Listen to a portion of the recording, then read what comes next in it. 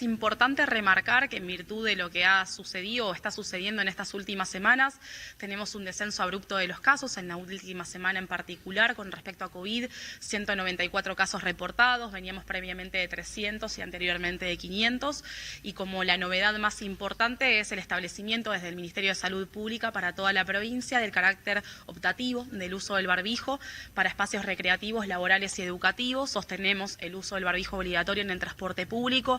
Recomendamos particularmente que el barbijo se siga utilizando en lugares donde no esté garantizada la ventilación de ambientes y, por supuesto, también recomendamos establecemos la obligatoriedad del uso del barbijo en los establecimientos sanitarios, tanto públicos como privados, de la red sanitaria provincial, como equipo de protección personal, tanto para usuarios y usuarias como para los profesionales y el equipo de salud que lo utiliza. ¿Qué fundamento los llevó a este tipo de anuncios?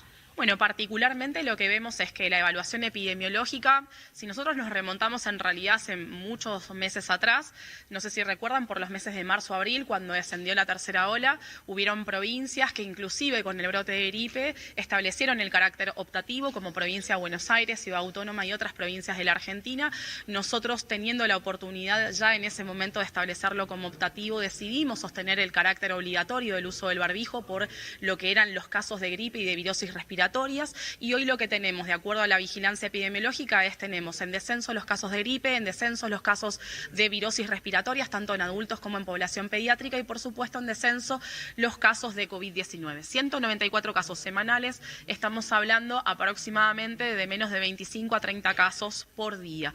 Por lo tanto, lo que estamos viendo es que estamos hablando del total provincial, no estamos hablando solamente de Resistencia, que el número de casos que tenemos de COVID nos implica que podemos comenzar, y lo vemos además, que la mayor parte de las personas ya el barbijo en determinados espacios no lo utiliza. Por lo tanto, lo importante es que nosotros, evaluando desde el nivel epidemiológico, vemos el descenso de casos, sabemos que podemos avanzar en poder establecer como optativo esta utilización, sosteniendo sí las medidas de cuidado, lavado de manos y ventilación de ambientes, que nos parecen muy importantes, y por supuesto completando los esquemas de vacunación. Por ejemplo, en un supermercado o comercio, ¿ya es optativo también a partir de ahora con esta resolución? Sí, nosotros pusimos espacios laborales, recreativos y educativos principalmente. El distanciamiento dejó de ser obligatorio hace ya también varios meses. Lo importante, por supuesto, entendamos de que si una persona está con síntomas no debe concurrir a ningún espacio donde pueda pertenecer, pero la mayoría de las personas hoy en día han tenido COVID o lo han padecido o están vacunadas. Son muy pocas las personas que están concurriendo con síntomas a determinados espacios. Es importante que en ese sentido se monitoree la presencia de síntomas o no de personas con síntomas para poder retirarlas de ese lugar, pero sí ya estaría habilitado a partir del día de la fecha y a partir de la suscripción de la resolución, que después manifestaremos el número de resolución para que la gente lo conozca, que es el cambio en el protocolo. El protocolo antes establecía el uso obligatorio de barbijo para estos espacios. Nosotros sostenemos igual, en este caso no para supermercados, el uso obligatorio del barbijo para el transporte público. Sí es necesario pensar que cuando estamos haciendo uso del transporte público es necesario seguir sosteniendo esta característica, por lo tanto allí va a tener que llevar la persona todavía el tapabocas o el barbijo para poder circular. Los números, ¿qué esperan para los próximos meses? Porque se vienen descensos en las temperaturas.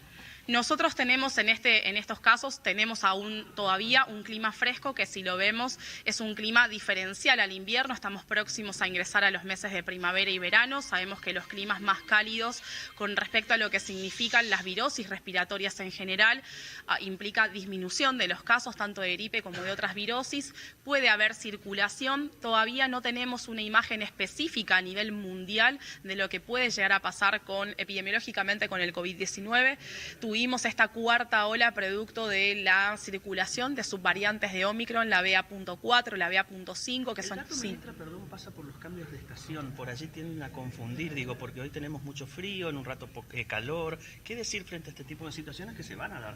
Particularmente los climas fríos es cuando se sostiene el clima frío durante todo el día. Nosotros tenemos climas frescos a la mañana y a la noche, pero tenemos climas cálidos durante la mayor parte de la mañana, mediodía y tarde. Por lo tanto, estos cambios climatológicos particularmente no afectan como si sostener un clima frío durante varias semanas o varios meses. Sabemos sabemos que vamos a tener todavía días frescos, pero esos días frescos dentro del contexto climatológico no afectarían de la misma manera que los meses de invierno, particularmente que son los meses estivales para las enfermedades respiratorias. Ministra, en cuanto a la vacunación, el refuerzo, ¿cómo está esa situación? ¿La gente se relajó, ya no se aplica el refuerzo, la cuarta dosis?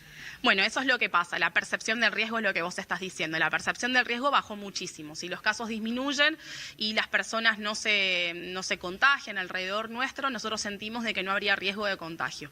Lo importante es pensar que tenemos solamente colocadas un poco más de 63.000 dosis de segundos refuerzos, tenemos vacunas disponibles en los centros de salud, estamos aprovechando a hacer campañas, búsquedas activas, tenemos próximamente en el mes de octubre la campaña nacional de vacunación para sarampión, para polio y para rubiola, para niños y niñas de 13 meses a 4 años, donde vamos a aprovechar a recorrer toda la provincia buscando activamente a estos niños para completar esta dosis específica de refuerzo que se hace para evitar el ingreso de sarampión y de rubiola, que sabemos que hay casos en los países limítrofes o que también hay casos en otros países del mundo. Recordemos que dentro de poco viene el Mundial de Qatar. En Qatar es un país donde circulan enfermedades que en la Argentina consideramos casi erradicadas, por lo tanto es importante que las personas que viajan también puedan completar sus esquemas de vacunación y aprovechamos para reforzar allí la colocación de la vacuna del COVID-19. Recordemos que la vacuna no es obligatoria, es voluntaria, pero es gratuita y está disponible. Necesitamos, por un lado, fortalecer el primer refuerzo, principalmente en adolescentes y en niños, también en adultos, principalmente en adultos jóvenes, menores de 35 años. Tenemos muy buen primer refuerzo en mayores de 50, pero no es lo mismo para los menores de 35 años y a su vez también el segundo refuerzo en la población que más cuidado necesita, que son los mayores de 60 años.